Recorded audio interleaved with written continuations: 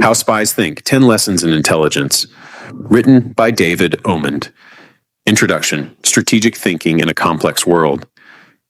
In a world increasingly saturated with misinformation, hidden agendas, and complex global threats, the need for clear, rational thinking has never been more urgent.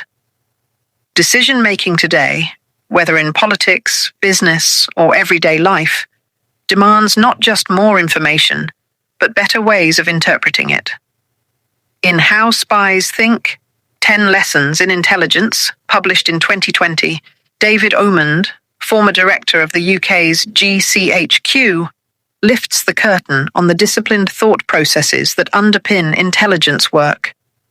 Drawing from decades of experience in the world of national security, Omand shows how the skills used by spies to analyze complex, often incomplete data can help anyone navigate a noisy, deceptive world.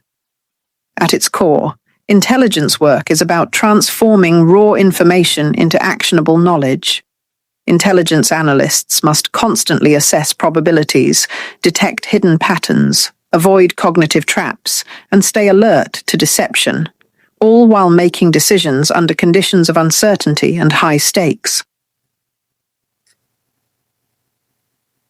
Omand reveals that this disciplined approach to thinking isn't limited to the world of espionage. In fact, it can be applied in any context where decisions matter and the stakes are high. The book outlines 10 key lessons, principles that form the backbone of intelligence analysis.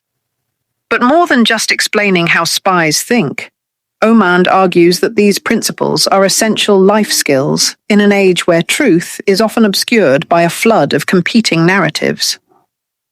This book summary unpacks these lessons, showing how the frameworks used by intelligence professionals can help sharpen reasoning, improve judgment, and foster ethical decision-making in complex, real-world situations. The intelligence cycle, structure in the face of chaos. Every intelligence operation follows a structured process known as the intelligence cycle, a 4-stage method that transforms scattered data into coherent analysis. This framework isn't just for intelligence agencies. It's a model for effective decision-making in any setting. It starts with direction, setting clear objectives. Spies don't collect information at random. They begin with a focused question. In daily life, this might translate to asking yourself, what am I trying to solve? Whether leading a project or making a major life decision, defining your goal from the outset brings clarity. Collection follows, where information is gathered from multiple sources. In intelligence work, this could mean satellite data, intercepted communications, or human informants. In a business or academic setting, it could involve market research, interviews, or case studies. The point is to cast a wide but purposeful net. Then comes analysis, where the collected information is scrutinized for relevance, accuracy, and meaning. Analysts sift through data, cross-reference sources, and challenge initial assumptions. This is the heart of intelligence work, and a habit that sharpens critical thinking in everyday life. The final step is dissemination, delivering the insights to decision makers. In espionage, this might be a security briefing for a head of state. In business, it could be a presentation to stakeholders. In your personal life, it might simply be arriving at a decision after careful thought. The power of this cycle lies in its adaptability. Whether you're running a multinational corporation or planning a family vacation, following this framework can help bring order to complexity. Situational awareness, seeing beyond the obvious. At the heart of intelligence analysis lies situational awareness, the ability to see not just what's happening now, but what could happen next. Spies are trained to push beyond surface details, identifying hidden patterns and anticipating future moves. Omand describes this as expanding the cognitive horizon, the limit of what we can currently know. This mindset isn't exclusive to intelligence agencies. In business, it helps leaders predict market shifts. In crisis management, it aids in foreseeing complications before they arise. Even in everyday life, situational awareness can help in navigating social dynamics or making better financial decisions.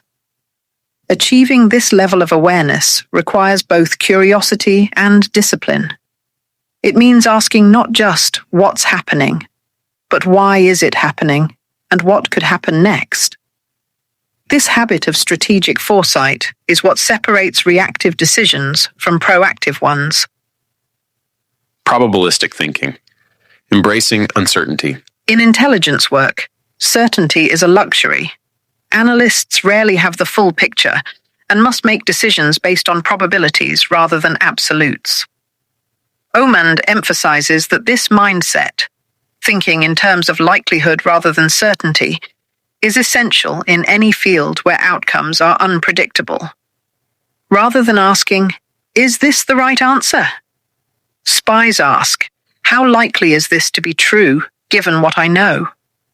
This probabilistic approach allows for flexibility, enabling decision makers to adapt as new information emerges. In everyday life, this mindset can help manage risk and avoid overconfidence. Whether evaluating investment options, considering a career change, or even navigating personal relationships, thinking in terms of probabilities leads to more grounded, resilient decisions. Cognitive biases, the invisible traps in our thinking. Even the most disciplined analysts aren't immune to cognitive biases, those mental shortcuts that can distort judgment. But in the high-stakes world of intelligence, recognizing and counteracting these biases is critical. Omand highlights some of the most common pitfalls: confirmation, bias, favoring information that supports pre-existing beliefs while ignoring contradictory evidence; anchoring bias, relying too heavily on initial information when making decisions; availability, heuristic, overestimating the importance of information that's most recent or emotionally charged. Intelligence agencies use structured techniques to counter these biases. Methods like red teaming, where a separate group actively challenges prevailing assumptions, and what-if scenarios help analysts see beyond their blind spots.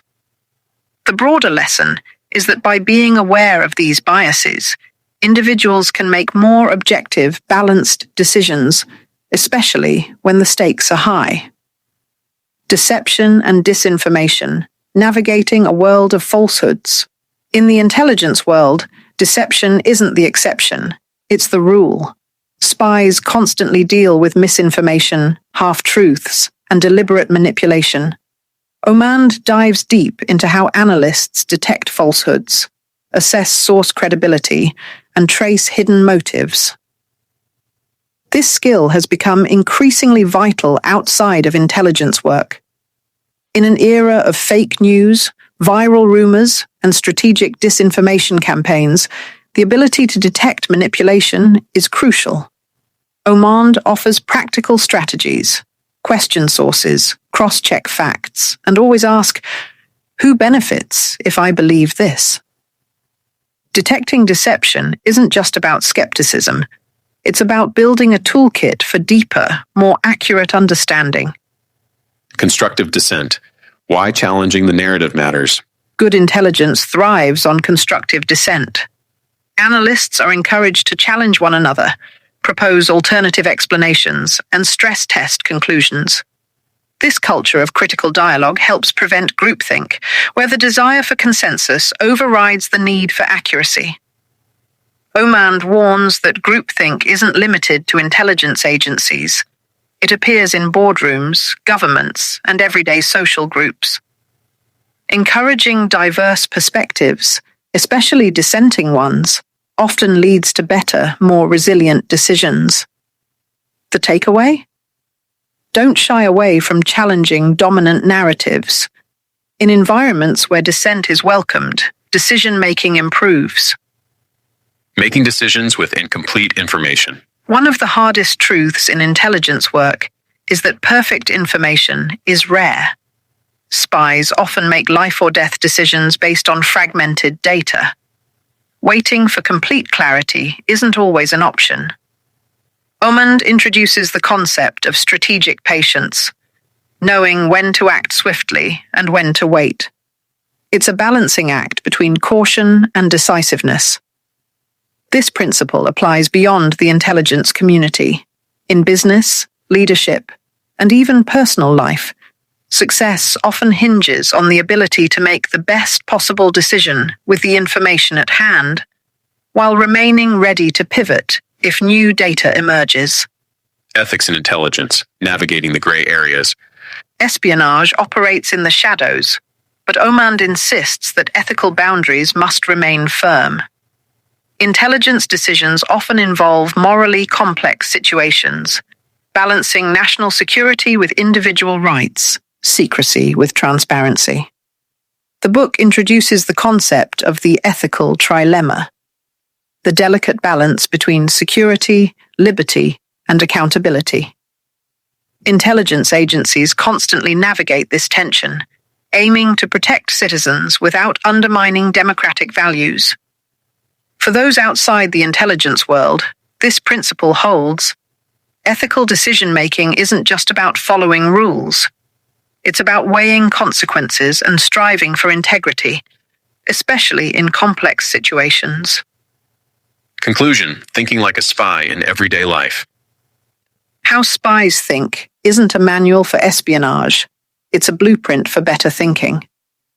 David Omand's 10 lessons reveal that intelligence analysis isn't about knowing secrets. It's about how you approach uncertainty, risk, and complex information. This refined approach to thinking is especially valuable today, when misinformation is rampant, decisions are increasingly data-driven, and the line between truth and narrative is often blurred. The principles of intelligence, structured reasoning, skepticism, ethical reflection, offer a toolkit not just for spies, but for anyone aiming to make clearer, wiser decisions.